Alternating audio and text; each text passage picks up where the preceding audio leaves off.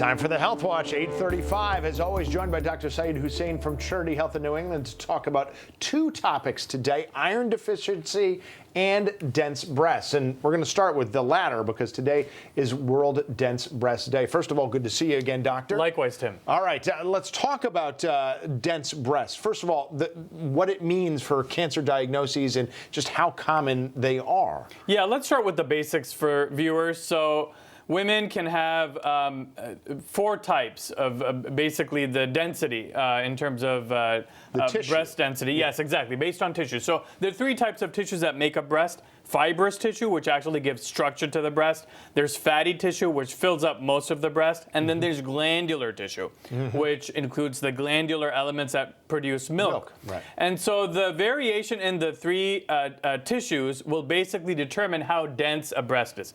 10% of women will have a fatty breast, so mostly fatty tissue. 40% will have scattered elements of dense tissue, and dense tissue is fibroglandular, so fibrous along with glandular elements that I just spoke about.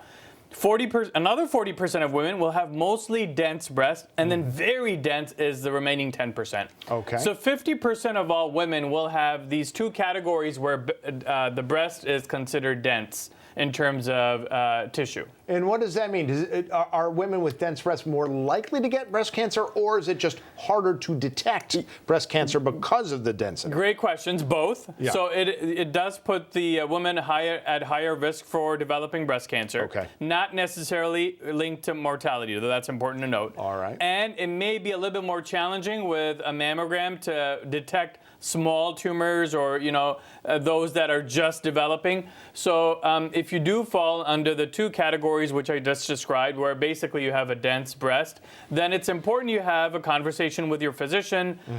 Considering your average risk of developing breast cancer, you're not in the high risk category. Again, your doctor will determine that. Then he may or she may actually ask you to get additional testing done on ultrasound, on an MRI. There are other things that can be done to detect breast cancer. And what is usually done to detect breast density? Is that just found in a standard mammogram? It is. There are other tests, that 3D mammograms that are available, MRIs, for instance, ultrasound, that can all supplement the testing modalities that are available. Okay, so yes, if nothing else, we use these sort of awareness days to make you more aware out there. So be sure to have a conversation with your physician. The important thing is the annual mammogram. 40 and above, annual mammogram, screening mammogram is extremely important if you're average risk. There you go. All right, now on to the next topic here. A recent study found that nearly 1 out of 3 Americans may have an undiagnosed iron deficiency.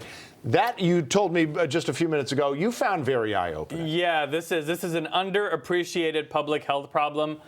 Tim, there have been studies which hinted at iron deficiency being more common than what clinicians actually say it may be prevalent in the population. So a third of all Americans, as you mentioned. And so basically what causes iron deficiency? A diet, for instance, lacking red meat or seafood, shellfish, beans, green leafy vegetables such as spinach, great sources of iron. And what can it lead to? Fatigue, brain fog, difficulty concentrating. So all of these things, if you're having them and it's unexplained, it's really important that you have a conversation with your doctor because you may want to get tested, or he or she may want to get you tested for iron deficiency. Real quick, is this the same thing as anemia or something different? Yeah, anemia is an umbrella term. Iron deficiency is one of the causes, most common cause actually, of anemia. Anemia basically means the red blood cells in the body are low. Red blood cells are important because they carry oxygen to tissues of the body. Right.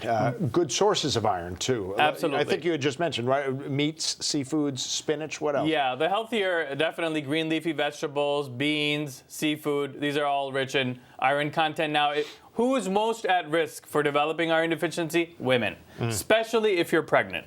So in pregnancy, actually, the iron intake goes up 1,000 to 1,500 milligrams additional per day. That's what's needed.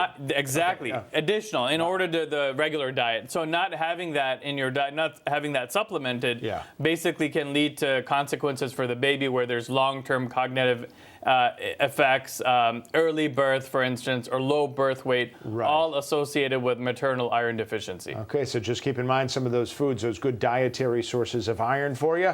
And thank you so much for the time. I know we got into a lot there in a short amount of time.